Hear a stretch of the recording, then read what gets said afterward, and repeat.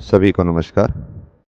एक विद्यार्थी जब पढ़ता है तो उसके मन में सबसे बड़ी शंका ये रहती है कि मैं जो पढ़ाई कर रहा हूँ वो ठीक दिशा में है या नहीं है। सवाल कैसे पूछे जाएंगे, मैंने पढ़ा है उससे सवाल होंगे या नहीं होंगे।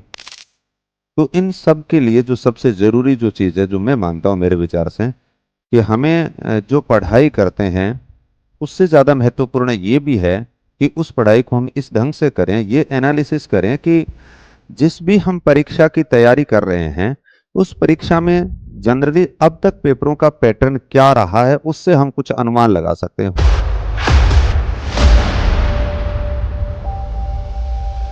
यहाँ पे हम कुछ प्रश्नों के ऊपर व्याख्या करने की कोशिश करते हैं, अलग अलग जो परीक्षाओं के अंदर आए हुए हैं उसको लेकर के। तो आरपीएससी के द्वारा अलग अलग जो प्रतियोगी परीक्षाओं के अंदर जो सवाल पूछे गए हैं उनके ऊपर हम चर्चा करेंगे और बदलते परिदृश्य के अकॉर्डिंग हमें खुद को कैसे बदलना है। यहाँ पे प्रत्येक सवाल मैं ये नहीं बताऊंगा कि इसका उत्तर ये है, उत्तर तो आप लोगों ने देख रखे हैं और करते भी हो, मिल भी जाएंगे। लेकिन एक प्रश्न कई दिशाएं हैं वो प्रदान करता है कि भी कैसे इस टॉपिक के बारे में समझा जा सकता है और वही प्रश्न दूसरे टॉपिकों के लिए किस प्रकार से महत्वपूर्ण साबित हो सकता है। अगर आप ज्योग्राफी पढ़ना सीख गए तो मैं ये मानता हूँ कि चाहे आप हिस्ट्री पढ़ रहे हो, चाहे पॉलिटी पढ़ रहे हो, चाहे आप अन्य कोई भी सब्जेक्ट पढ़ रहे हो, यानी आपने एक विषय को अगर ठीक पढ़ना सीख लिया ना तो निश्चित रूप से आप वो ही अप्रोच दूसरे विषयों के साथ में लगाते हो तो फिर आपको पढ़ने में दिक्कत नहीं आएगी। क्योंकि किताब के अंदर सारी चीज़ें